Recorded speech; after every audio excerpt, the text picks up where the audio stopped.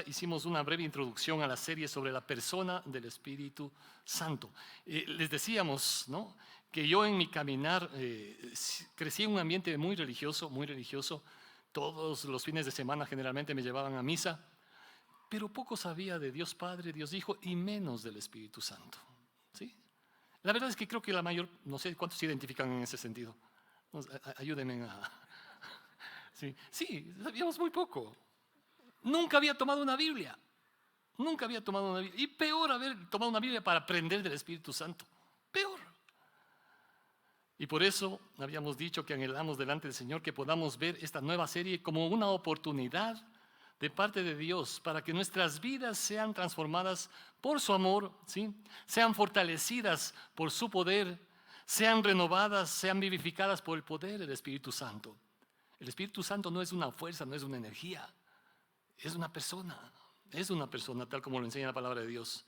Porque, ¿de qué me sirve, hermanos queridos? Y eso habíamos mencionado también. ¿De qué me sirve que yo acuda, no importa dónde acudas, al culto, a misa, cualquier rito religioso que sea? ¿De qué sirve que yo vaya todos los días, por último, no solo los fines de semana? Pero mi vida nunca cambia. La vida que yo llevo sigue siendo la misma. Dios quiere transformar. Hay cosas que Dios no quiere que sean de la misma manera. Creo personalmente que una de las mayores tragedias del ser humano, lamentablemente, ha sido cuando pretendemos sacar a Dios de nuestras vidas y simplemente, por decirlo así, circunscribirnos a Dios en un entorno meramente religioso, ¿sí?, solamente religioso. Y tener ese tipo de cosmovisión no solo limita a Dios, nos limita a nosotros mismos. Esto en la práctica, podríamos ponerlo así, por decirlo de alguna manera, hace que nosotros repitamos un Padre Nuestro cambiando un poquito las frases. En lugar de decir, Padre Nuestro que estás en los cielos, que se haga tu voluntad como en el cielo acá en la tierra, terminamos diciendo que se haga mi voluntad. Cuando circunscribimos a Dios solamente a algunos aspectos religiosos. Alguna vez decíamos acá, solo hay dos tipos de personas.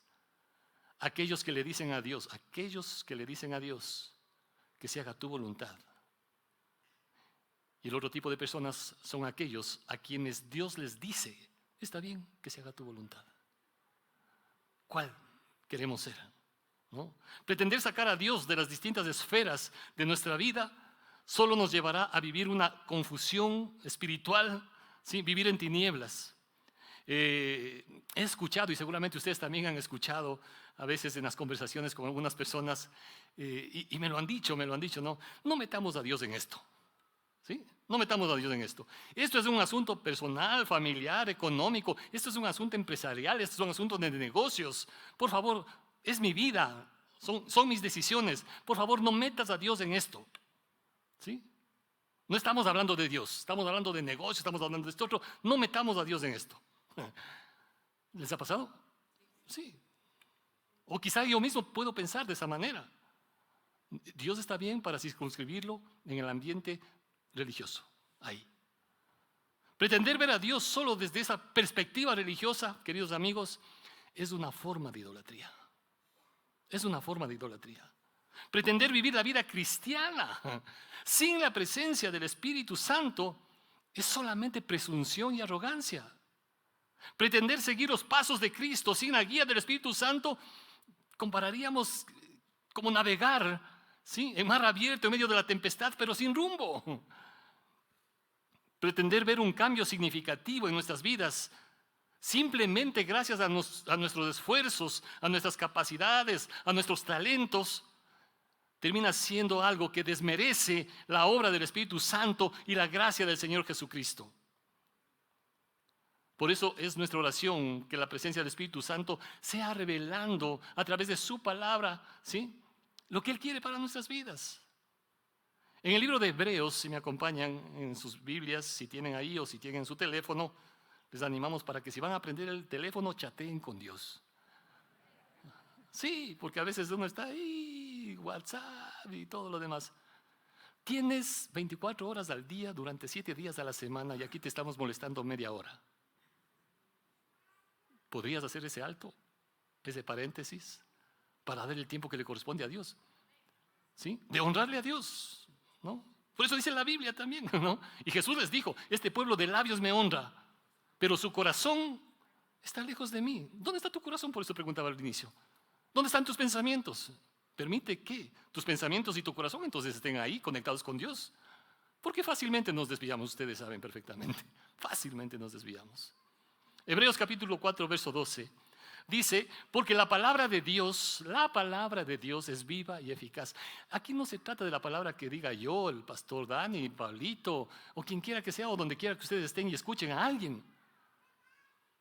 Es la palabra de Dios la que es viva y eficaz. Aquí le dice, más cortante que toda espada de dos filos. Penetra hasta partir el alma y el espíritu. ¿Sí?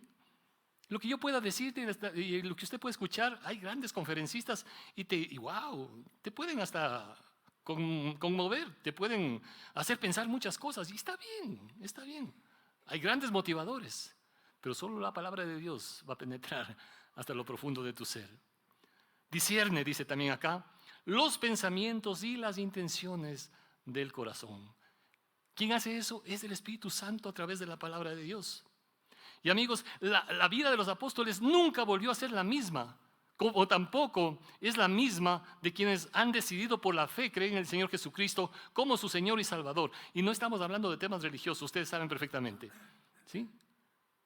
Religión, el término religión viene de ese término latín, religar, intentar unir algo que se ha roto. Ninguna religión te vuelve a conectar con Dios, ninguna, evangélica como quieras llamarla, ¿sí? Ninguna.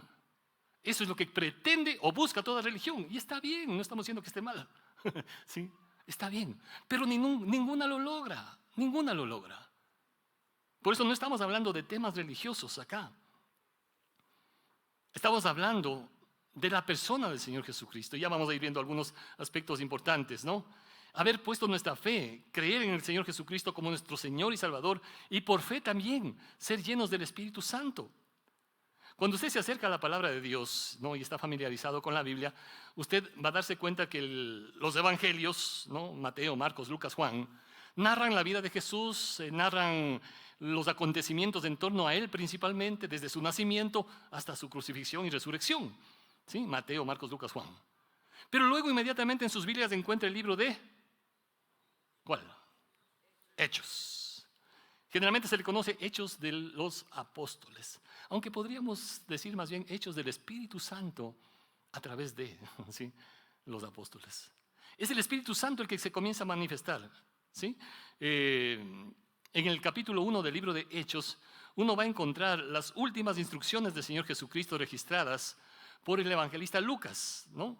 Y dando a conocer a un seguidor importante que tal vez no es muy conocido, llamado Teófilo. Si usted lee en el Evangelio de Lucas capítulo 1, ¿sí? Lucas capítulo 1, verso 3 dice, puesto que ya muchos han tratado de poner en orden la historia de las cosas que entre nosotros ha sido ciertísimas, tal como nos lo enseñaron los que desde el principio lo vieron con sus ojos y fueron ministros de la palabra, me ha parecido también a mí, después de haber investigado con diligencia todas las cosas desde su origen, escribírtelas por orden, oh excelentísimo Teófilo, ¿sí? Teófilo, que significa amigo de Dios, para que conozcas bien la verdad de las cosas en las cuales has sido instruido. Lucas estaba escribiendo ya acá, en el Evangelio de Lucas, a este personaje. Y luego en el libro de Hechos dice lo siguiente, Hechos capítulo 1, en el primer tratado, oh Teófilo, hablé acerca de todas las cosas que Jesús comenzó a hacer y a enseñar, hasta el día en que fue recibido arriba, después de haber dado mandamientos por el Espíritu Santo a los apóstoles que había escogido, a quienes también después de haber padecido se presentó vivo con muchas pruebas indubitables, apareciéndoseles durante 40 días y hablándoles acerca del reino de Dios. Y estando juntos les mandó que no se fueran de Jerusalén, sino que esperasen la promesa del Padre, la cual les dijo, oísteis de mí, porque Juan ciertamente bautizó con agua, mas vosotros seréis bautizados con el Espíritu Santo dentro de no muchos días. ¿Sí? El Señor Jesucristo se está despidiendo acá, ¿sí? En el libro de Hechos capítulo 1. Y debemos reconocer acá que si bien los evangelios narran la vida de Jesús, el libro de Hechos narra la historia, el origen, el inicio de la iglesia. ¿De cuál iglesia? ¿Evangélica? ¿Católica? ¿Alguna otra? No. Ustedes saben perfectamente que ni siquiera se les conocía como cristianos al inicio. ¿Cómo se les llamaba? Los del camino. Los del camino, porque estaban siguiendo el ejemplo, las enseñanzas, el modelo de aquel que dio su vida en la cruz. Y no eran conocidos. Bueno, más adelante en el libro de Hechos sí menciona en qué momento fueron conocidos como cristianos. Pero al inicio no eran conocidos como cristianos, eran los del camino simplemente, los del camino. Entonces, el libro de Hechos narra la historia de la iglesia del Señor Jesucristo, no con membrete religioso, no con membrete religioso. Y es interesante porque cuando uno va, y uno, hermanos queridos y amigos, el tema religioso ha llevado inclusive a guerras. Temas religiosos ha llevado a muertes. Absurdamente, absurdamente. ¿Y dónde quedó el ejemplo, las enseñanzas de Jesús? ¿Dónde quedó? Y por eso creo que es importante entender cómo el libro de Hechos narra la historia de la iglesia. Miren, y hablando en el entorno muy particular nuestro, estos evangélicos protestantes, ¿no? Estos son seguidores de Lutero. ¿Cómo que con Lutero había iniciado la iglesia? No es así, pues, ¿no? Lutero fue un monje, fue un sacerdote católico, ¿sí?, que comenzó a familiarizarse con la Biblia y en un momento este hombre entendió lo que dice el libro de Romanos. Sí, Romanos tiene una riqueza impresionante. Y cuando entendió que el justo por la fe vivirá, el hombre se dio cuenta y comenzó. Nunca tuvo el propósito de dividir a la iglesia, Lutero. Pero en el instante en que dijo, ok, estoy dispuesto a retractarme si me demuestran con la Biblia que estoy equivocado. Estoy listo a retractarme. Porque estaba oponiéndose a todo lo que en ese tiempo, bajo la historia, ustedes saben, se había levantado con el tema de la, ¿cómo es? Ahí se me fue la palabrita. Las indulgencias, gracias. ¿Sí? Y claro, el hombre vio que eso no es por obras. No es por obras, dice la Biblia. Y claro, el hombre escribió las famosas 95 tesis y todo lo demás. Pero ese no es el nacimiento de la iglesia, pues. No es el nacimiento de la iglesia. La iglesia nace en el corazón del Señor, acá en el libro de Hechos, por la obra del Espíritu Santo. Luego del capítulo 1 de Hechos tenemos obviamente, ¿cuál sigue? El capítulo 2, eso es importante saberlo. Y fíjense acá, en el capítulo 2 viene el cumplimiento de esto. Jesús les había dicho, miren, en el capítulo 1 les dijo claramente, ¿no? Hey, ¿no? Les voy a dar instrucciones y todo lo demás, ustedes estén juntos ahí, no se vayan de Jerusalén, esperen a la promesa del Padre. En el capítulo 2 de Hechos se cumple, y dice acá, cuando llegó el día de Pentecostés, estaban todos unánimes juntos. ¿Sí? El primer culto decía, hay esa, no sé, como que hay un énfasis especial. Porque podría haber dicho, cuando llegó el día de Pentecostés, estaban todos, y de repente, Pero no dice solo eso. Estaban todos unánimes juntos. Habla de un sentir de hermandad, de compañerismo, ¿sí? De estar compartiendo. A veces podemos ser medios indiferentes. Fíjense, y la Biblia lo menciona en el libro de Proverbios. Dentro de las cosas que Dios aborrece son los ojos, ¿qué? Altivos. ¿Cómo miro a los demás yo? ¿Cómo miro yo a los demás? Qué lindo que cuando invitamos a que se saluden, quizá algunos venciendo un poquito de recelo, de temor, ya, mucho gusto, ¿no? Sí, ya. Pero hay ocasiones en que le regresas a ver a alguien, pero por encima del hombro. Eso es ojos altivos, eso es ojos altivos. Todos estaban unánimes juntos. De repente vino del cielo un estruendo como de un viento recio que soplaba, el cual llenó toda la casa donde estaban sentados. Y se les aparecieron lenguas repartidas como de fuego, asentándose sobre cada uno de ellos. Dice, y fueron todos llenos del Espíritu Santo y comenzaron a hablar en otras lenguas, según el Espíritu les daba que hablasen. ¿No? Y ahí estuvo la manifestación. Y hubo mucha gente de distintos lados, ustedes saben este relato ahí, si quiere puede leerlo más adelante, de distintos lados, de distintos países, regiones, y no entendían lo que estaba pasando, pero les escuchaban y les entendían, que estaban hablando en otras lenguas. Ahora, no quiero enfatizar por esto porque es un tema aparte del tema del don de lenguas, ¿sí? Y se ha dado y se ha prestado a mucha confusión, mucha manipulación, inclusive yo diría, sobre este tema, ¿sí? Y esa no es la intención acá. Que creo que muchos de nosotros vivimos ese tipo de experiencias. Yo recuerdo, les contaba en el primer culto, una situación con mi hermana, porque se ha llegado a decir, no, si es que no hablas en lenguas no tienes el Espíritu Santo. Si no hablas en lenguas no tienes el Espíritu Santo. ¿Sí? Y yo me acuerdo en varias reuniones, pero una de ellas con mi hermana, que ella tenía que hablar en lenguas, tenía que hablar en lenguas. Entonces estaban varias personas ahí en fila y venía alguien y ponía la mano sobre cada uno de ellos y oraba, y decir, suelta la lengua, ¿no? Y habla. Y claro, y de pronto cada uno comenzaba, ¿no? Y comenzaban ahí cada uno, ¿no? Y mi hermana nada, y ya el pescuezo ya le dolía. Y ella dice, después conversábamos con ella y nos reíamos, dice, yo no sabía qué decir. No me salía nada, no sabía qué decir. Y ya me dolía el cuello. Me acordé lo que cada uno dijo y tomé un poco de todos, pues, ¿no? Tomó algo de todos para decir algo para que ya no me aplasten la cabeza. ¿Creen que es eso? No, eso no es llenura, eso no es la obra del Espíritu Santo. Creo que debemos ser muy respetuosos. Dios obra de una manera soberana. No voy a mentirles, al inicio de mi caminar cristiano, sí tenía curiosidad, inclusive tuve conflicto de entender esto. Y al mismo tiempo hasta cierto temor, decir, ¿será? ¿No será? ¿Le pido o no le pido a Dios que me dé o que no me dé? ¿Sí? Porque a la final ¿qué dice la palabra de Dios en el libro de Corintios y también que habla Romanos? Corintios, cuando habla el capítulo 12, habla de los dones y luego dice, mas yo os muestro un camino más excelente. Y habla, dice, ¿no? ¿De qué sirve que yo hable en lenguas, profetice y todo lo demás si no tengo qué? Amor. ¿De qué me sirve todo eso si no tengo amor?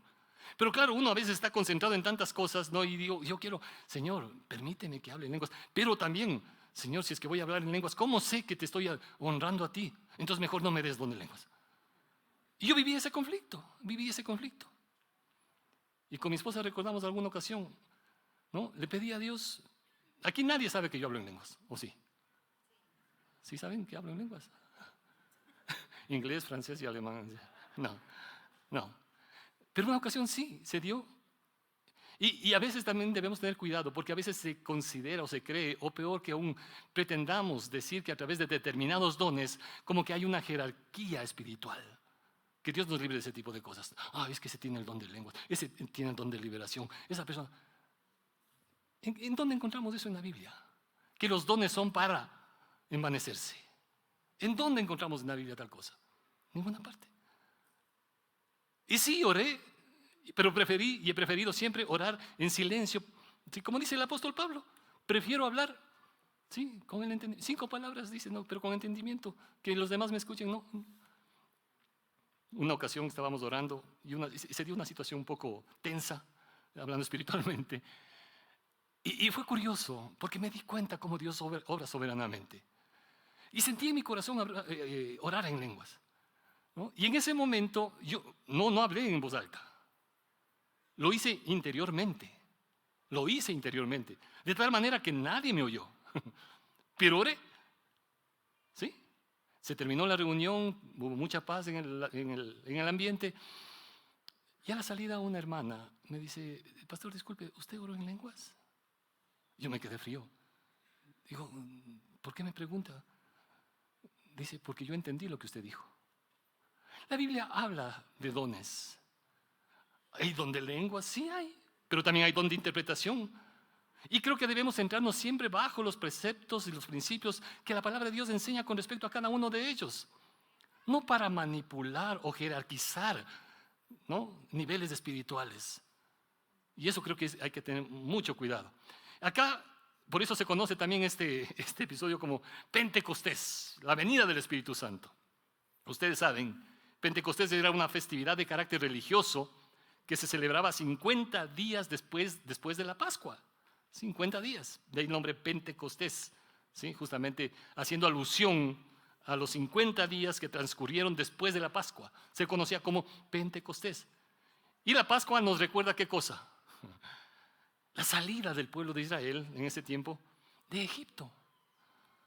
Cuando tuvieron que sacrificar al cordero, ¿sí? Colocar la sangre en los dinteles y entonces salieron. Pero el Señor Jesucristo se identifica como el Cordero Pascual, ustedes saben. El Cordero de Dios que quita el pecado del mundo. El Cordero de Dios. ¿Sí? Entonces se celebraba la Pascua y 50 días después se celebraba el Pentecostés. ¿Sí? Esa era la fiesta que se tenía ahí. De ahí términos que ustedes saben perfectamente y conocen, hermanos de iglesias pentecostales. ¿Sí? Y gracias a Dios por la vida de cada uno quienes están siguiendo al Señor, gracias a Dios. Porque aquí no estamos para juzgar, criticar ni atacar a nadie. ¿Sí? Creo que Dios no nos ha llamado a eso. Por eso para los judíos el Pentecostés supone la celebración de la entrega de la ley a Moisés, la salida de Egipto, ¿sí? Y 50 días después, ¿no?, en el Éxodo, estuvieron recibiendo la ley. Para los cristianos es la conmemoración del descenso del Espíritu Santo sobre los apóstoles y marca el nacimiento de la iglesia. Y por eso les digo, ¿cuál iglesia? La iglesia de Cristo, ¿sí? La iglesia del Señor. Y dice que todos fueron llenos del Espíritu Santo. Si me acompañan en el verso 43 un ratito, Hechos 2, 43 en adelante, dice: y sobrevino temor a toda persona, y muchas maravillas y señales eran hechas por los apóstoles. Todos los que habían creído estaban nuevamente acá, estaban juntos, tenían en común todas las cosas. Esa es una buena pregunta. ¿Sí? Y creo que todos tenemos una respuesta. ¿Tengo en común todas las cosas? Fíjense, peor el verso 45. Vendían sus propiedades y sus bienes y lo repartían a todos según la necesidad de cada uno. Tanto se habla de capitalismo, comunismo y tanta cosa más y todos, no. Creo que un corazón que ama a Dios, teme a Dios, se esfuerza, qué lindo que sale adelante, prospera y conforme prospera bendice a otros. ¿Sí? Creo que eso es lo que Dios quiere. Que sigamos de bendición. Acá llegó un punto en que la gente estaba dispuesta aún a vender sus propiedades. ¿No? Chúsica. Y ahí sí nos metemos en camisa de once, ¿cómo se dice? Claro, cuando tocas el tema económico, no, por si acaso no voy a hablar del tema económico, no se preocupen. ¿Sí? No estamos acostumbrados acá a pedir, ¿no? Y no lo haremos tampoco. Porque creo que el dar es un principio espiritual. Y cuando tenemos esa convicción en el corazón, está bien. Pero acá la gente comenzó a desprenderse. Y además de eso, perseveraban unánimes cada día en el templo, partiendo el pan en las casas. Qué lindo que es cuando se reúnen, hay grupos de estudio de la palabra de Dios, comparten un cafecito, comían juntos con alegría y sencillez de corazón, alabando a Dios y teniendo favor con todo el pueblo. Y dice, y el Señor añadía cada día a la iglesia los que habían de ser salvos. Miren, hermanos queridos, uno puede asistir toda la vida a la iglesia y no estar convencido en su corazón de que soy salvo. Terrible, terrible. Y creo que cada uno debería hacerse esa pregunta. Realmente, sé que en el Señor he encontrado la salvación. El Señor añadía cada día a la iglesia a los que habían de ser salvos. Él quiere la salvación de todos, pero lamentablemente no todos lo reconocen y están dispuestos a creerle a Él. Juan capítulo 1, ustedes saben, ¿sí? Vino a los suyos, pero los suyos no le recibieron. Más a todos los que le recibieron, les dio la potestad, el privilegio de ser hechos hijos de Dios. Hechos capítulo 4, verso 12. Hechos 4, 12. En ningún otro hay salvación. En ningún otro hay salvación. La salvación no está porque tu abuelita fue una excelente mujer y a lo mejor tengo la expectativa de que ella ha de estar pidiendo a Dios por la salvación mía acá. No. La salvación no es porque tengas un pariente pastor, cura, sacerdote, ¿no? A veces han venido las personas a decirme, ¿no? Y entendemos el dolor que puede estar viviendo alguien y debemos ser sensibles a la situación que puede estar atravesando alguna persona. Dice, mira pastor, orará por la almita de X familiar, orará por la almita. Como que yo tengo algo, como que, chúsica, algún privilegio, ¿no? Algo, tengo conexión más. ¿Qué tengo yo? ¿Qué puedo hacer yo por esa almita que murió? ¿No? Y aunque suene duro, y digo esto con mucho temor y con mucho respeto, la salvación no se trata de lo que tú puedas hacer. No se trata de lo que tú puedas hacer o lo que dejes de hacer inclusive. Ni siquiera se trata de lo que otros puedan hacer por ti. ¿Sí? Tú puedes reunir al grupo de pastores acá y oren por la almita de. O puedes reunir al Concilio Vaticano, que sea, para pedir por la almita de. ¿Qué pueden hacer? Y a veces nosotros nos enfocamos en la persona, como que esa persona tiene la capacidad para hacer algo por. Hermanos queridos y amigos, para la salvación, el único que tiene los méritos para hacer algo es Jesucristo. El único. ¿Qué es lo que yo pueda hacer? ¿Qué es lo que los demás puedan hacer comparado a lo que Él ya hizo por mí al morir en la cruz? ¿Sí? Y creo que cada uno de nosotros debemos considerar eso. Inclusive cuando uno ve, y por favor esto lo digo con mucho respeto, la oración de la bendita Virgen María, cuando le anuncian que iba a tener a su Hijo Jesucristo. Usted lea lo que ella dice. Has mirado la bajeza de tu sierva. ¿Sí? María en otro momento, cuando Jesús arrancaba su ministerio y transforma el agua en vino, María les dice a los que estaban sirviendo, hagan lo que Él dice, hagan lo que Él dice. La salvación es por Él. En ningún otro nombre hay salvación, dice acá este pasaje, Hechos capítulo 4, verso 12. Porque no hay otro nombre bajo el cielo dado a los hombres en que podamos ser salvos. No hay otro nombre. Primera de Corintios 3, 17, ¿no? Es un pasaje precioso, lo que el Señor dice acá a través del apóstol. Porque el Señor es el Espíritu, y donde está el Espíritu del Señor, donde está el Espíritu del Señor, allí hay libertad. Y más adelante dice, somos transformados de gloria en gloria. Donde está el Espíritu de Dios hay libertad. Pregunta, ¿sí? ¿Vivo en esa libertad que el Señor me da? ¿O vivo esclavizado? Nosotros ya no vivimos, creo que en un país que esclaviza a nadie. Más bien a veces creo que nosotros mismos nos encargamos de estar esclavizados a algo. A vicios, adicciones, personas que a veces nos pueden hacer, como dicen, personas con relaciones tóxicas, y comenzamos a esclavizarnos. Usted seguramente ha conocido, y el Señor no quiere que vivamos ese tipo. Podemos estar esclavizados a pensamientos que nos están lastimando profundamente. Y nos olvidamos lo que el Señor dijo, amarás al Señor tu Dios con todo tu corazón, con toda tu mente, con todo tu fuerza, y a tu prójimo.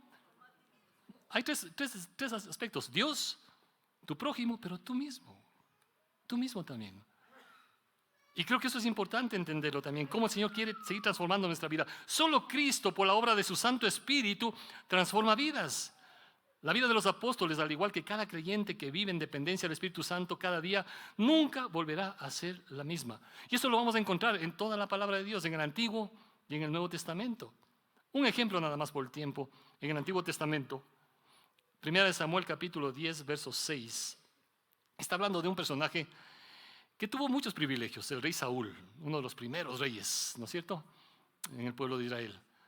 Un hombre con muchas cualidades, pero también con muchas inseguridades. Sin embargo, cuando este hombre, como dice acá, vino el Espíritu Santo sobre él, 1 Samuel capítulo 10, el Espíritu de Jehová vendrá sobre ti con poder y profetizarás con ellos, serás mudado en otro hombre. Y cuando te haya sucedido estas señales, haz lo que te viniera en la mano, porque Dios está contigo. Cuando venga el Espíritu Santo, cuando venga el Espíritu de Dios, será mudado en otro hombre. Y efectivamente así sucedió. Otra versión dice, tu vida cambiará por completo. Tu vida cambiará por completo. Lamentablemente la desobediencia de Saúl hizo que el Espíritu Santo se apartara. Ustedes saben, en el Antiguo Testamento se veía la presencia del Espíritu Santo viniendo, pero también yéndose. ¿Sí? Vino sobre Saúl y se fue. Vino sobre Sansón y se fue. ¿Sí? Y por eso, cuando usted lee el Salmo 51, por ejemplo, porque David, un hombre que amaba a Dios profundamente, pero pecó. Y en la oración del Salmo 51 hay una parte que David dice, no apartes de mí tu Santo Espíritu. No quites de mí tu Santo Espíritu. Porque él había visto lo que significa estar sin la presencia del Espíritu Santo en la vida de Saúl. Él había visto. En el Nuevo Testamento, el Señor Jesucristo dice: les enviaré otro igual a mí. Ya no para que venga y se vaya, sino para que venga y permanezca. Hablando del Espíritu Santo, ¿sí? Hablando del Espíritu Santo. Otro ejemplo es Gedeón, y es interesante, ¿no? Gedeón, un hombre también con muchos temores, estaba escondiendo la cosecha, ¿no? Porque estaban bajo las amenazas de los enemigos. Y viene, ¿no? Se aparece el ángel de Dios y le dice: varón esforzado y valiente. Me encantan esas frases del Señor, ¿no? Yo creo que Gedeón regresó a ver si se trataba de él. ¿A quién me está hablando? Porque cualquier cosa era menos esforzado y valiente. Tal vez un poco esforzado, pero valiente, estaba escondiéndose, ¿no? Y le dice: ve con esta tu fuerza porque yo voy a estar contigo. Dice: no, ¿cómo que conmigo? Sí, ¿cómo que yo voy a ayudar? ¿Cómo que voy a sacar al pueblo de esclavitud? ¿No? Y le pide algunas señales, ustedes saben, ¿no? Finalmente, este hombre ve las señales de Dios y se prepara para la batalla. Dice: bueno, ¿cuántos soldados hay? Como 22,000. Ok. Y comienza a recortar el número, ustedes saben. Finalmente se quedan con ¿cuántos? 300. 300 para enfrentar la batalla. Y uno diría: no, a ver, la estrategia, si es que ya el Señor nos redujo el número, entonces ¿cuál es el armamento que nos va a dar? ¿Sabe cuál fue el armamento que Dios les dio? Dice: toma trompetas, ¿sí? Los 3 escuadrones tocarán las trompetas, quebraron los cántaros, ¿sí? Tomaron en la mano izquierda las teas, en la derecha las trompetas, y gritaron por la espada de Jehová y de Gedeón. Y se estuvieron firmes cada uno en su puesto en derredor del campamento. Entonces todo el ejército echó a correr dando gritos y huyendo. Cuando el Espíritu de Dios vino sobre este hombre y le dio las estrategias de Dios, no las estrategias de él usó eso. De alguna manera las trompetas hablan del mensaje de Dios. De alguna manera los cántaros hablan de vasijas de barro, como nosotros. Eso es lo que somos nosotros, vasijas de barro. Pero dentro de la vasija había aceite que permitía encender esa antorcha. ¿Sí? Y creo que de eso se trata. Por eso también el profeta Zacarías en el capítulo 4, verso 6 va a decir, ¿sí? No es con espada ni con ejército, es con tu Santo Espíritu. ¿Cómo enfrento las batallas? ¿No? ¿Con estrategias mías o las estrategias de Dios?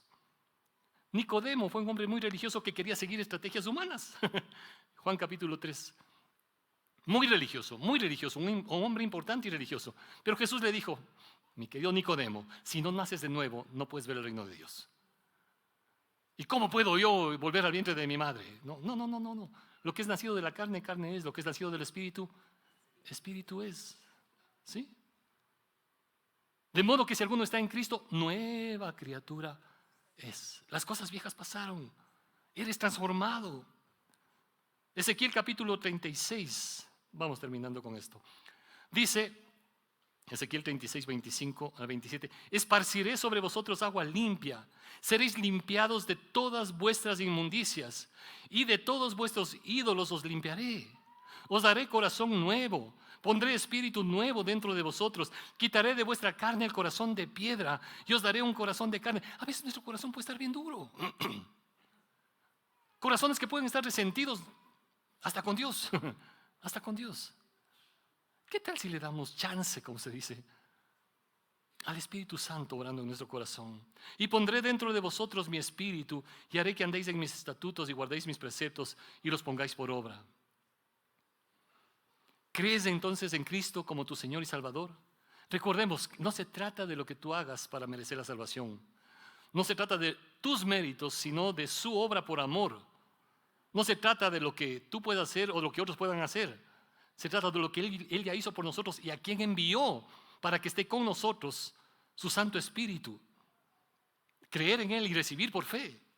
Lucas capítulo 11, verso 11, dice: ¿qué padre de vosotros, si su hijo le pide pan, le dará una piedra?